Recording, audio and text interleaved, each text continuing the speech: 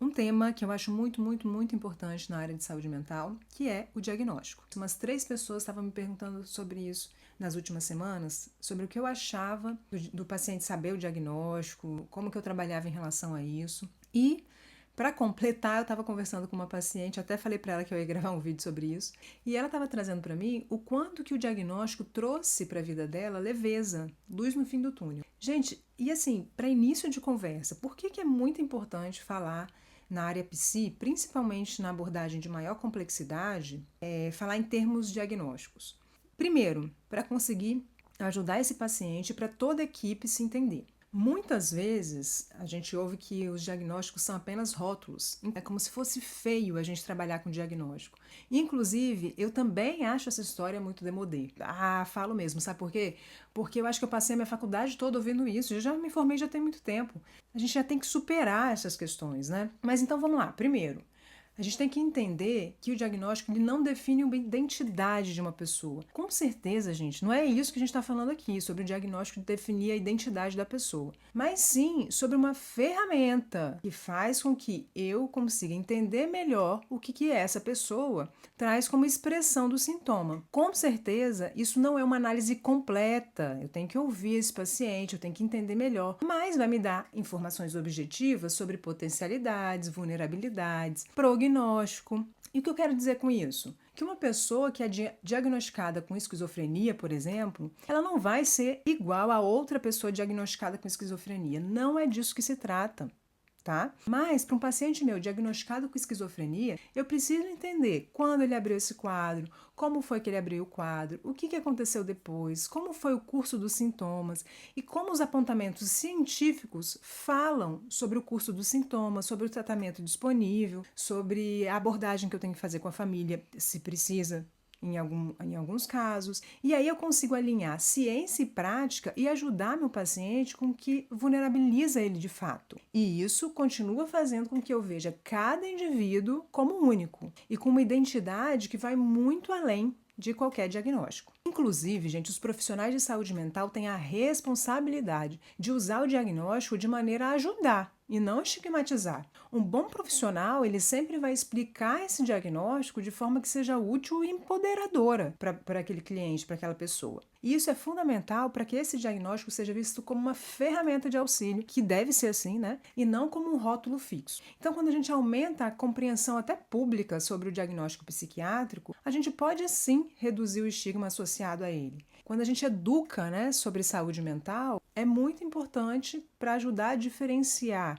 um diagnóstico para receber um tratamento necessário ou rotular alguém de forma pejorativa. Quanto mais informadas as pessoas estiverem, vai ser mais fácil ela entender a importância do diagnóstico, dela entender melhor aquela pessoa com quem ela convive. E provavelmente a gente vai começar a ouvir menos que a pessoa não faz por simples e pura falta de força de vontade. Então olha aí o papel acolhedor também que tem o diagnóstico. Em termos de equipe, ele vai ajudar a planejar, coordenar os cuidados, garantir que a pessoa receba o suporte que ela precisa. E essa precisão no diagnóstico vai possibilitar que o tratamento seja adequado, que o medicamento seja adequado, que as terapias sejam reconhecidas cientificamente ou outras intervenções que forem necessárias. Mas sem um diagnóstico claro, ou então uma hipótese diagnóstica por trás daqueles atendimentos, pode ser sim que o tratamento seja ineficaz. Mas então tá joia, entendi tudo que você me falou até aqui. Essa semana mesmo vou chegar lá na clínica dando diagnóstico para todos os meus pacientes. Não, você não vai fazer isso. Primeiro, que o processo diagnóstico, ele não é tão fácil e simples quanto as pessoas pensam, né? Que a pessoa vai chegar na nossa frente e a gente vai falar: você tem isso, né? Você tem hipótese e precisa de uma equipe maravilhosa para poder discutir essas hipóteses. Quantas e quantas vezes eu não entro em contato com os psiquiatras, neuros, fonos, a equipe toda dos meus pacientes para muni-los de informação sobre os padrões comportamentais que eu tenho a clareza semanal ali, porque eu acompanho os pacientes semanalmente, quinzenalmente. Além disso, também é essencial que o próprio paciente tenha um papel ativo no processo de diagnóstico. Por quê?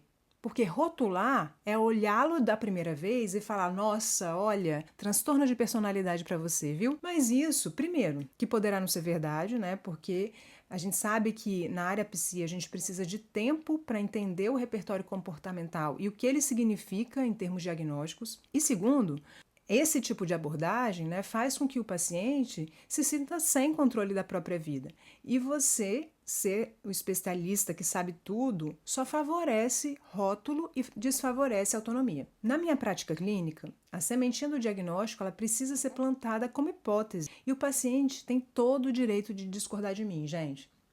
Precisa fazer sentido para ele. E normalmente só passa a fazer sentido quando tem vínculo, quando tem afeto, quando tem tempo de terapia, processo de autoconhecimento. A autonomia e a escolha no processo de tratamento são fundamentais para o bem-estar de qualquer pessoa. Mas, Bia, me diz aqui que eu ainda não entendi. Por que é importante refinar o diagnóstico e não só tratar a depressão que um transtorno bipolar pode trazer como sintoma, por exemplo?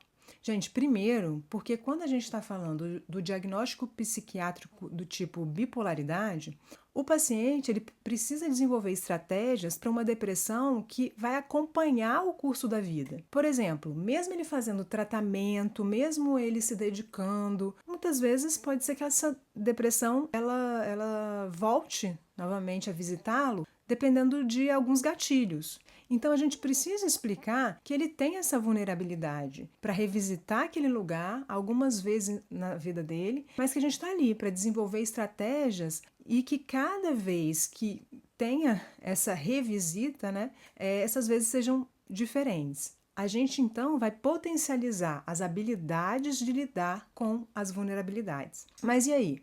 Você é do time que ainda acha que o paciente vai usar o diagnóstico como ganho? Ah, não, a gente não pode contar para ele porque ele pode estacionar na queixa. Ô, gente, sobre contar ou não contar, ok. Pode depender de cada caso, apesar de eu ser da linha que eu acho muito importante ir sensibilizando aos poucos o paciente para o diagnóstico. E esse é um processo muitas vezes que é duro e difícil, mas muito valioso para o autoconhecimento. Agora, sobre ganhos do diagnóstico, ou a pessoa usar isso como desculpa para não enfrentar as necessidades de mudança, olha, se isso acontece é porque a pessoa já faz isso na vida dela. E se ela faz isso, a gente já tem aí um conteúdo, né, de setting terapêutico. A gente precisa dar conta da função desse comportamento dentro do setting terapêutico.